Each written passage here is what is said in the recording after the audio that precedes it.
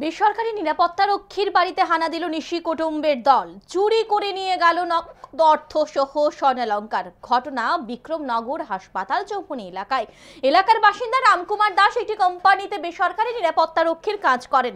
বুধবার রাতে তিনি নাইট ডিউটিতে ছিলেন। বাড়ি ছিল সম্পূর্ণ ফাঁকা। এই সুযোগকে কাজে লাগিয়ে বাড়ির দুটি ঘর থেকে নগদ অর্থ সহ স্বর্ণালংকার চুরি করে নিয়ে যায় চোরের দল। বৃহস্পতিবার সকালে চুরির ঘটনা প্রত্যক্ষ করে বাড়ির লোকজন খবর দেয় পুলিশকে। ঘটনার খবর পেয়ে ঘটনাস্থলে ছুটে যায় পুলিশ ঘটনার তদন্তে নেমেছে। রামকুমার দাসের বড় বোন জানান, বুধবার রাতে ওনার ছোট বোন ওনার বাড়িতে ছিল, ওনার ভাই ডিউটিতে ছিল, বাড়িতে কেউই ছিল না। এই সুযোগে চোরের দল ওনার ভাইয়ের ঘর থেকে নগদ অর্থ সহ স্বর্ণালংকার সবকিছু চুরি করে নিয়ে গেছে। দেখে নেব বিস্তারিত। কালকে আমার ভাই তো ডিউটি থাকে, নাইট ডিউটি। আমার বোন থাকে এক সময়। বোনে কালকে আমার বাড়িতে গেছিল। আমার বাড়ি গেছে পরে রাত্রে এসে দেখা বোনের দিছি না অনেক দিকে।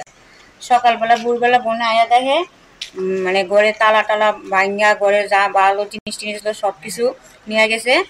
তারপরে সবাই পাড়া প্রতিবেশীরা ডাক দিয়ে সবাই দেখছে। থানা কল করছে, থানার থেকে পুলিশ এসে আয়া তারা দেখা নিছে। তারপরে সবাই দেখছে যে কিছু টাকা টোকা আসলো, কিছু গয়না আসলো, এরপরে ভালো ভালো জিনিস যা আছে তা নিয়ে গেছে।